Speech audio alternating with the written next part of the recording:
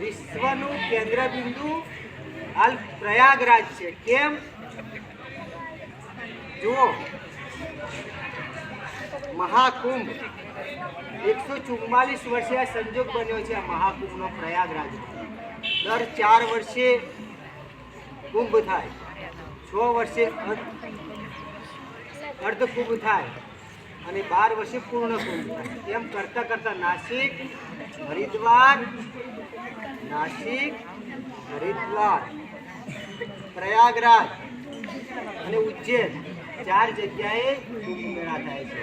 આ કુંભ મેળો 144 વર્ષેનો સંજોગ આવ્યો છે.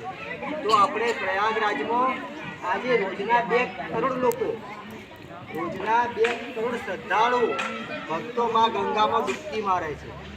અને કેટલાય સાધુઓ, અખાડાના સાધુઓ, કેટલાય લાખોની સંખ્યામાં હિમાલયમાંથી અને પંદરાઓમાંથી સાધુઓ આવ્યા છે. દિવ્ય સાધુઓ જે મૂર્તિના દર્શન કરતા આપણે ધન્ય બનીએ.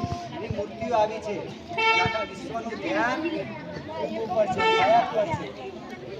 આપણે પણ જ્યારે સમય મળે, ભગવાન કદાચ વિશેષ સમય આપે, સંયોગ આપે, તો પ્રયાગરાજ જઈ અને મહાકુંભમાં સ્નાન કરીશું.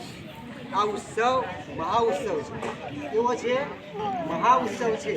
અને આ ઉત્સવનું એટલું પુણ્ય છે કે તમારા જન્મના જે આપણા પાપ કહેવાય નષ્ટ થઈ જાય અને સાધુના દર્શન થાય.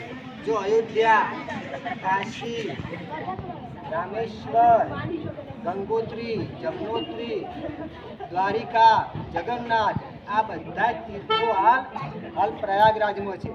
કુંભમાં ભારતભરના તીર્થો સાધુ રૂપ લઈ અને પ્રયાગમાં આવે છે. બોલીએ પ્રયાગરાજ કી જય, બાલકૃષ્ણ લાલ કી જય.